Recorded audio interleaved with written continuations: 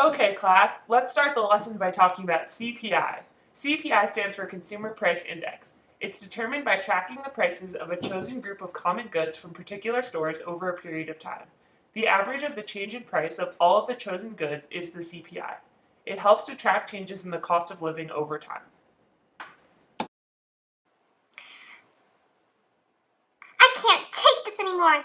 I'm gonna get out of here. I'm gonna go learn it in the real world and come back and ace this test.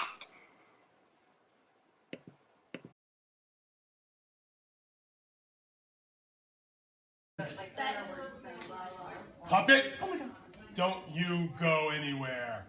You've been warned. I have told you a number of times you cannot leave this building without permission. Listen to me when I talk to you, Puppet. I don't know if that's your real name, but that's what I'm going with for now. Don't look at me like that. I'm trying to be serious here.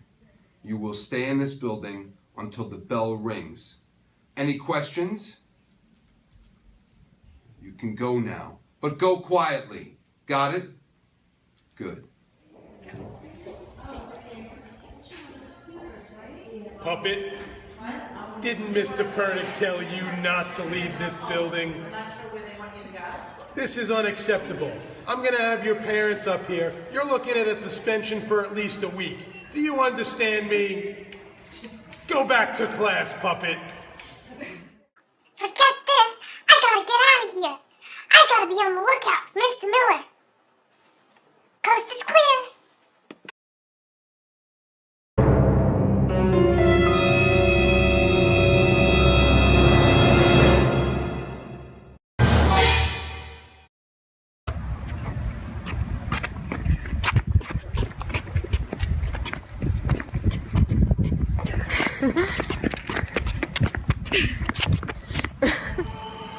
Well, I can't think of a better place to learn about econ than a bank. Let's see if this machine can teach me anything about the economy. But I don't really think this is gonna help. Let's go ask somebody inside the bank. Excuse me, ma'am. Do you know what GDP is? Well, in fact, I do, Puppet. GDP stands for Gross Domestic Product. The GDP is the quantitative measure of the nation's total income. However, the real GDP is an inflation-adjusted measure that reflects the value of all goods and services produced in a given year. GDP accounts for consumption, government spending, gross investment, and net exports. If the GDP is up, then the consumption and all other aspects of GDP are up as well. Oh, I see. Thank you, banker. Wait, Puppet, there might be more information you want to know. The current GDP went up by 2.1% from second quarter to third quarter. We're in third quarter now. Also, the US economy is growing at a sustainable rate because the compound annual rate of change has been under 5%. This is so interesting. Thanks. But wait, Puppet, there's more. If the US economy is growing faster than the long-run sustainable rate, the Fed should raise interest rates slowly and not immediately. Let's go see what else I can learn. Hello, homeless person. Why are you out here on the streets? I lost my job and now I can't afford to stay in my house. I also got kicked out of my house because I didn't study for my econ test. I'm confused about what it all means, so my mom told me to hit the streets. My econ teacher told me that unemployment rate is low. Why can't you find a job? I had a job I loved. I worked at Bath & Robbins and I got free ice cream. But then I was fired and I haven't looked for another job since. Oh, so you are a discouraged worker. You are not included in the unemployment rate. You should try to find a job. We are operating on or near the natural rate of unemployment, which was recently measured as 5.05%. But this is a lagging indicator, so it's a surprise that the current numbers are. So you should be able to find a job pretty easily. Good luck! Sally the Sock, is that you? Oh my goodness. Excuse me, do you know how much the Capri Suns are? No, sorry, I don't even work here. Oh, okay. Sorry. Then, can I ask you another question? What is the current outlook on the economy? pretty good. I saw on the news today that the stock indexes are down, and well, that's not too good, but the energy prices are low. What is a stock index? A stock index is the measurement taken by a sampling of stocks to help people on Wall Street determine the return on specific investments. May I ask what you are asking? Because you are a customer, and if customer confidence is up, then the demand curve will shift, which means that the quantity of goods will increase. Wow, that's great. I just start my holiday shopping early then. I'll take 30 of these. Hello, sir. Will that be all? Yes, thank you. Okay, so the total comes to $3.50. The economy has been looking really good recently. My mom even raised my allowance to allow me to get these. Maybe now that the unemployment rate is down, I can get a job like you and make even more money. Then I'll be contributing to the total non-farm payment totals. I wonder how the government even knows who has jobs and how much they make anyways. Oh, I know. Each month, the Current Employment Statistics, otherwise known as the CES, program surveys businesses and government agencies in order to provide detailed industry data on employment, hours, and earnings of workers on non-farm payrolls. That makes so much sense. But what do the trends in payroll employment tell us about the current output gap and economic activity anyways? If the total non-farm payroll trending upwards above average, that would mean that there would be a great deal of economic activity and that the output gap is most likely close to zero and the economy is operating at full efficiency. When there has been a negative total non-farm payroll enrollment in the past, it has signaled a recession, which would lead to a negative output gap. Well, thanks for helping me. Now I really understand total non-farm payment totals. All right, thank you, sir. Have a nice day. Let's go see what I can learn about in here. I might as well check some out. Hi, welcome to Durable Goods. How can I help you? Oh, hello. Wait, why are you so low? Oh, sorry, I just want to be on your level. Oh, that's okay. So what exactly are durable goods? A durable good is something that could yield utility over time, and it's not just good for a one-time use. Can you show me some examples of some durable goods? For example, a Kindle. It's good for over time. A coffee maker.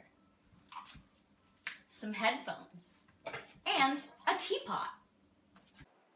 I guess it's time to go back to school and use all this econ information I learned to help me in class.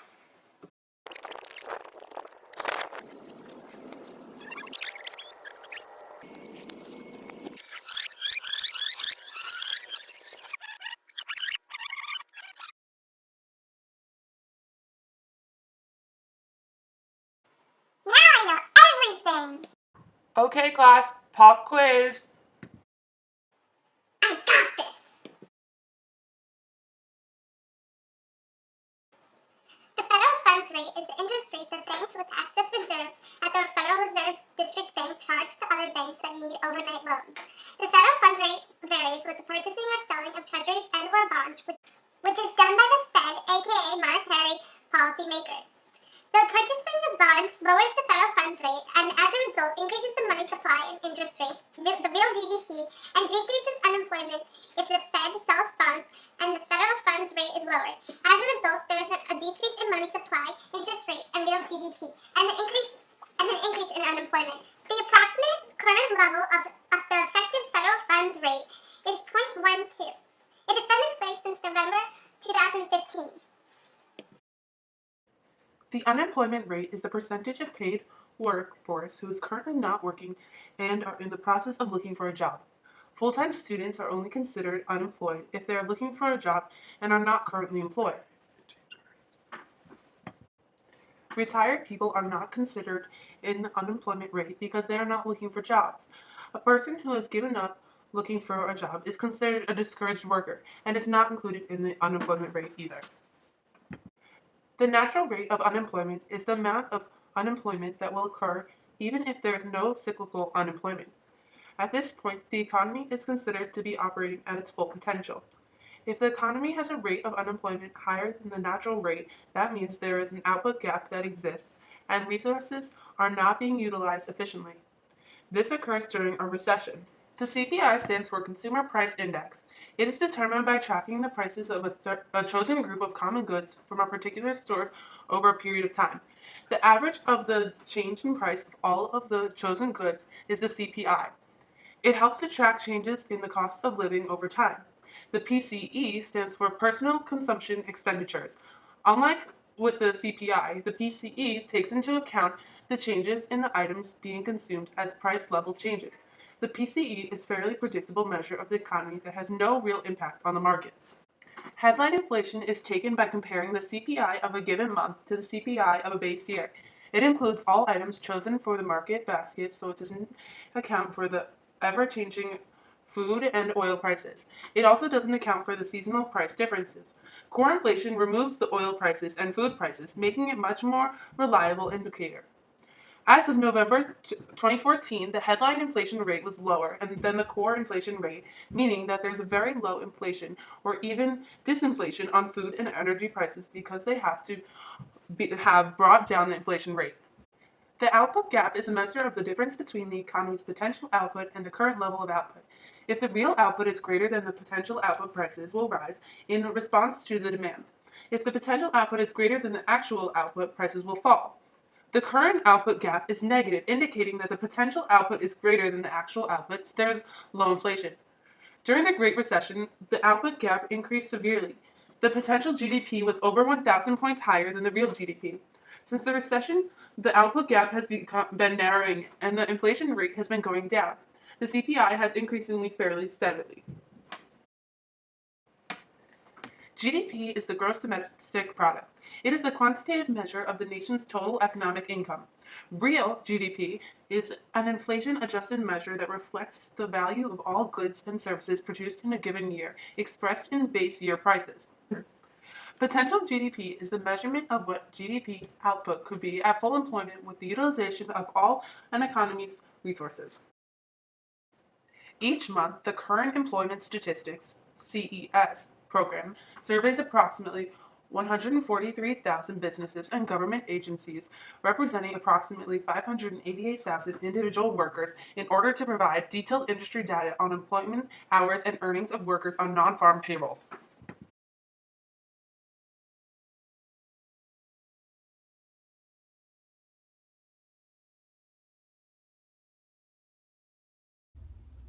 I might as well check some out.